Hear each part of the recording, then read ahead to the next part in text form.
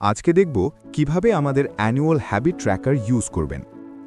তো প্রথমেই এখানে দেখবেন মাস সিলেক্ট করা আছে জানুয়ারি।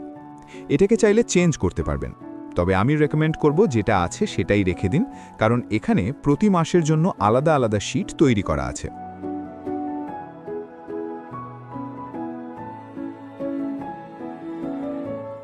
এখানে সাল ডিফল্টভাবে 2026 দেয়া আছে। এরপর আমরা যদি ফেব্রুয়ারিতে চলে যাই তাহলে দেখতে পারবেন অটোমেটিক্যালি 28 দিন চলে এসেছে, কারণ 2026 কিন্তু লিপ ইয়ার নয়। এখানে সব কিছু ব্ল্যাঙ্ক দেখাচ্ছে, কারণ আমরা এখনও কোনো হ্যাবিট অ্যাড করিনি।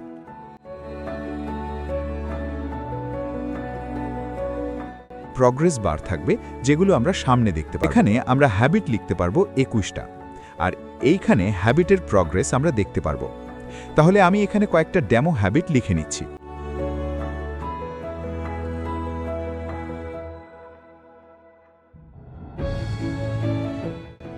এখন গোল সেকশনে লিখতে হবে মাসের কতদিন এই হ্যাবিট আমি করতে চাই। এই কয়েকটা দিয়ে দিচ্ছি।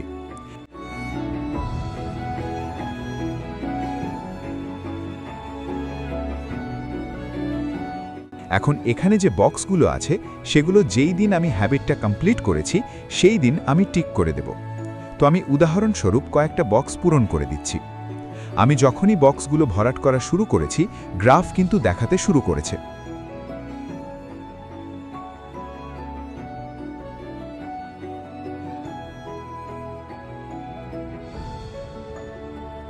আপনারা দেখতে পাচ্ছেন আমি কিন্তু গ্রাফে ভিজুয়ালি আমার হ্যাবিট ট্র্যাক করতে পারছি। এছাড়া কোন হ্যাবিট আমি সবচেয়ে বেশি দিন করেছি তা টপ 10 হ্যাবিট সেকশনে দেখতে পাচ্ছি। এভাবে আমি সবগুলো হ্যাবিটের জন্য বক্স ভরাট করব।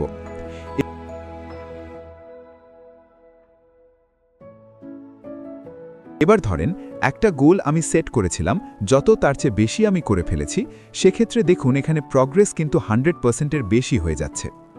এইখানে আমরা আমাদের সাপ্তাহিক প্রগ্রেসের একটা চিত্র দেখতে পাই। এখানে পাশাপাশি সপ্তাহের দিনগুলোতে কোন দিন এবং আমাদের ডিসিপ্লিন কেমন ছিল তার একটা ধারণা আমরা পেয়ে যাচ্ছি। আর সবচেয়ে উপরের গ্রাফটাতে আমরা আমাদের প্রগ্রেস আর ডিসিপ্লিন পুরো মাস জুড়ে কেমন ছিল তা ভিজুয়ালি দেখতে পাচ্ছি।